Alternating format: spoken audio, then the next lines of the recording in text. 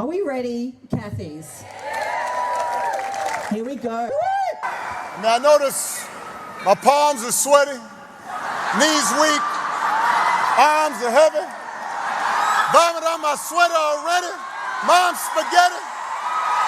I'm nervous, but on the surface I look calm and ready to drop bombs, but I keep on forgetting.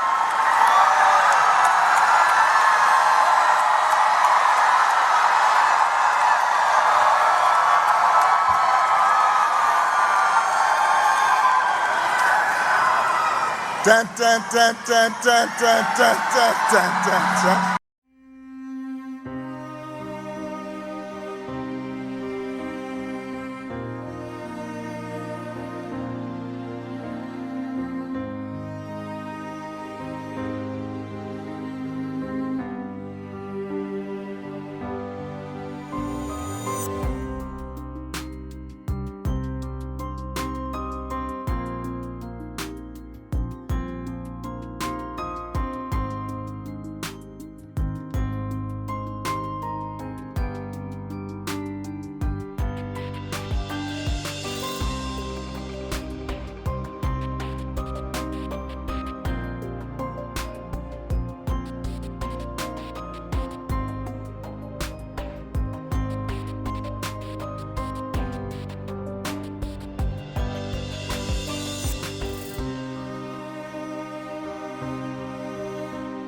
Hello, I'm just back from Narnia, where I had a holiday, Mr. Tumnus, Aslan, all those guys. And as you know, airports are places full of Wi-Fi and all sorts of evil energies. Think of all the phones out there, all of the signals, corruptible and corrupting. Luckily, I wear this magical amulet from Tech that keeps me safe from all of the various signals out there. And also means, look at this, look how strong I am. I think this is making me more powerful, as a matter of fact. Look at that. This stuff is absolutely packed with Tech. I didn't even bring any socks or toothbrush or dog meat or anything like that. Just completely full of Tech. You should get one as well, particularly if you're planning to go to an airport anytime soon, because the bloody things are full of lethal signals. Tech, a glorious amulet to protect you from corrupting signals.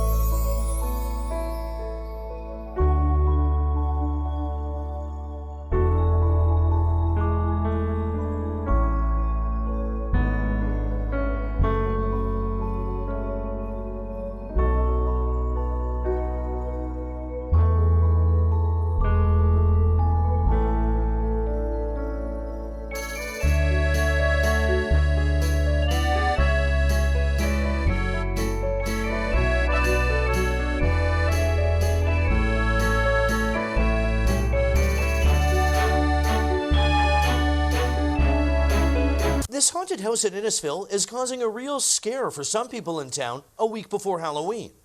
Maybe too many people are complaining. The town's trying to make everybody happy, which you can't make everybody happy. The makeshift haunted house sits at the corner of Anna Maria Avenue and Vance Crescent. Town bylaws told the owner of the home the massive tent is obstructing the view of some drivers trying to make a turn at the stop sign.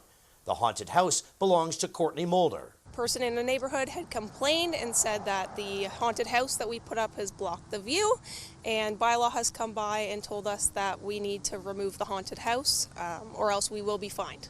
The town of Innisfil says it's investigating a complaint about the location of the haunted house. Today, the town issued this statement saying in part, a town of Innisfil bylaw officer attended the residential property and observed that the structure appeared to obstruct the road view and requested that the tent be placed on the driveway of the property. The resident of the property indicated this was not possible. However, they came to an agreement that the resident would raise the walls of the structure, allowing for clear sight lines, and remove it after Halloween. I plan to leave it up. Are you prepared to take a fine? I am hoping that it won't be a huge fine, but I will take the fine. The issue has been a hot topic on social media. Lots of local residents talking about it. I come this way all the time. I'm coming this way now. You just move up and it's not obstructing any view. I can see both ways, no problem at all. Does the town have a point at all? I mean, as far as... Of course. That's when you're on the fence, right? Yes, it's dangerous for drivers, especially with the kids at the school. And yes, it's Halloween, so it's oops.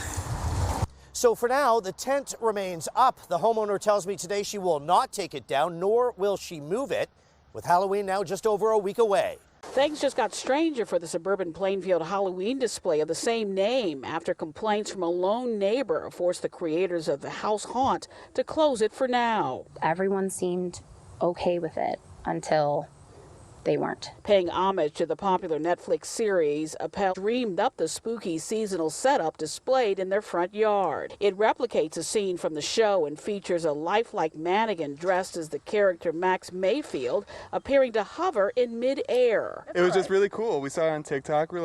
We just thought it was so cool that you couldn't see any wires or anything. The family says the video of the display they posted on TikTok not only got more than 14 million views, with everyone wondering what's keeping Max afloat, but also some unwanted attention from one neighbor who at first they said was okay with their display when they asked for permission to put it up.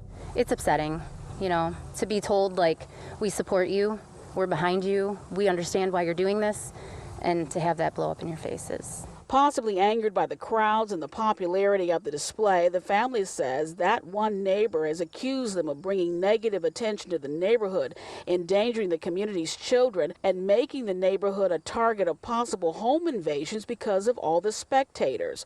Other people who live here don't agree. It's just all families coming out to see such an amazing setup. The Stranger Things Halloween display remains shuttered for now. The family says they never intended to cause a fuss. They were just hoping to have some fun. We are less than a week to go before little ghosts and goblins will be knocking on your door. But this weekend is for the adults. Halloween parties will be happening all around our city, and Charles Agro looks at what some of us are spending. I'm here at the Martino Family Cemetery. Every year they spend $1,000 on spooky new supplies. That's a lot more than the average person will spend, about $75 according to the Retail Council of Canada. If you want to check this place out for yourself, just take a drive or walk on by. Inverley Drive, it's just south of the Queensway. Reporting live, I'm Chelsea Agro. Oh, poor Chelsea. She was not acting, folks. Thank you, Chelsea. You're a brave soul.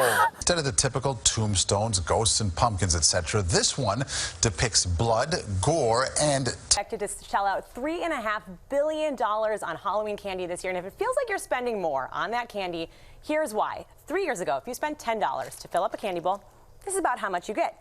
Today, that same $10 only going to fill your bowl up 3/4 of the way. And one reason that we are seeing these prices go up is because of a shortage of cocoa beans. Cocoa is unique. It can only grow close to the equator, and about 70% of all of the world's cocoa beans are produced in West Africa. But in that region over the past 2 years, a change in weather patterns has made it a lot harder for cocoa pods to grow. So overall production expected to have dropped 14% last year. And that is forcing companies to pay more to get the cocoa beans they need to make all of this chocolate. But we did still find some good deals. Target's 70-piece bag of Hershey's chocolates is $10. The second bag, 50% off, so total of $15 for both. Walmart is offering a 125-piece package, including Reese's and Kit Kats, my favorite, for $15 during its holiday sales event right now. And Amazon has a 5-pound bag of candy, includes Tootsie Rolls and Dots, that retails for $15, but you are going to have to order that now for it to arrive on time, guys.